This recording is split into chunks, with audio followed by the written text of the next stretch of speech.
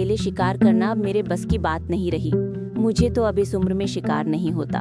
बेहतर यही है कि शेर सिंह के साथ मिलकर शिकार किया जाए और उसे अपना गुरु बना लिया जाए। और वो शेर सिंह के पास पहुंची। गुरुजी, अब अकेले शिकार करना मेरी ताकत से बाहर है। रुक जाओ, तुमने मुझे गुरुजी क्यों कहा? मैंने तो आपको अपना गुरु मान लिया है और अब मैं आपके साथ मिलकर शिकार करूंगी, क्योंकि अकेले शिकार करना अब मेरी ताकत से बाहर है। अगर मैं अकेले शिकार करने गई तो किसी जानवर का उल्टा मैं ही शिकार हो जाऊंगी। इसलिए आप मुझे अपना चेली बना लो गुरुजी। ठीक है, तुम कहो तो मैं तुम्हें अपना चेली बना लेता हूँ। मगर चेली, मैं तुम्हें एक बात बता दूं, अकेले शिकार करना अब मेरे भी बस की बात नहीं रही। मैं भी अब काफी बूढ़ा हो गया हूँ। मुझे भी ज्यादा दौड़ने भागने की ताकत नहीं रही। अगर ज्यादा दौड़ूं तो सांस फूल जाती है। लिहाजा हमें मिलकर ऐसा मंसूबा बनाना होगा कि शिकार खुद हमारे पास आए और हम उन्हें अपना शिकार बना लें। फिर गुरुजी, इस जंगल में तो सब जानवर जानते हैं कि मैं गोश्तखोर हूँ और दूसरों का शिकार करती हूँ। जानवरों को बेवकूफ बनाना बहुत मुश्किल है चेली, तुम क्यों फिक्रमंद हो? पूरी दुनिया में तो एक ही जंगल नहीं है। हम किसी नए जंगल में जाएंगे और वहां के जानवरों को धोखा देंगे, बेवकूफ बनाएंगे और हम इसका फायदा उठाएंगे। चलो गुरुजी, किसी नए जंगल की तरफ निकलते हैं। फिर वहां जाकर जानवरों को मुकम्मल तौर पर बेवकूफ बनाएंगे।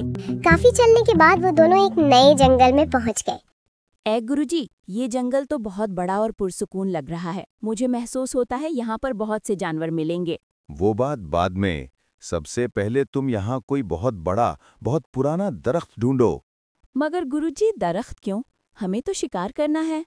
चेली, जैसा मैं कहता हूँ वैसा करो। काफी कोशिश के बाद दोनों ने एक बहुत बड़ा और पुराना दरख्त ढूंढ निकाला। तुम जंगल के जानवरों में घुल मिल जाओ और उनमें ये गुमान फैलाओ कि ये दरख्त सबकी ख्वाहिशें पूरी करता है। मगर शर्त यह है कि ख्वाहिश सिर्फ अकेले आकर मांगी जाए। जब जानवर यकीन कर लेंगे तो एक एक करके आकर अपनी ख्वाहिश पूरी करवाएंगे और हम उन्हें अपना शिकार बना लेंगे। भाई, मैं नया आया हूँ। ये वही जंगल है जो मेरे दादा का था। मेरे दादा ने बताया था कि यहाँ एक ऐसा दरख्त है जो ख्वाहिशें पूरी करता है। उन्होंने मरते दम तक ये बात कही थी और मरने वाला झूठ नहीं बोलता। लोमड़ी ने जानवरों के दरमियान जाकर सबको यकीन दिलाया कि एक ख्वाहिश पूरी करने वाला दरख्त इस जंगल में मौजूद है। जानवर हैरान होकर बोले, वाकई? ये बात किसी ने पहले क्यों नहीं बताई? शायद ये बात राज में ही रही। मैं इसे ढूंढकर बता दूंगी। हाँ, ये दरख्त तो बड़ा अच्छा होगा।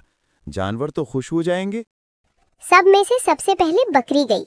उसे शिमाल की तरफ एक बड़ा दरख्त दिखा दिया गया जिसके अंदर एक पथरीली सी वार थी। बकरी अंदर गई और बेखौफ होकर गार के बीच खड़ी होकर बोली, दरख्त देवता, मेरी एक ख्वाहिश पूरी कर दो।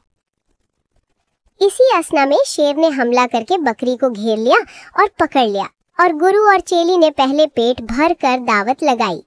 चेली ने खुशी से कहा, गुरुजी, आज तो पेट भर गया। बहुत दिनों के बाद इतना लजीज और ताज़ा गोश्त मिला।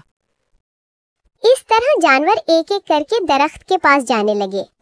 हर कोई गार में जाकर अपनी ख्वाहिश मांगता और फिर शिकार हो जाता। सबक: हमें किसी अजनबी की बातों पर अंधा भरोसा नहीं करना चाहिए।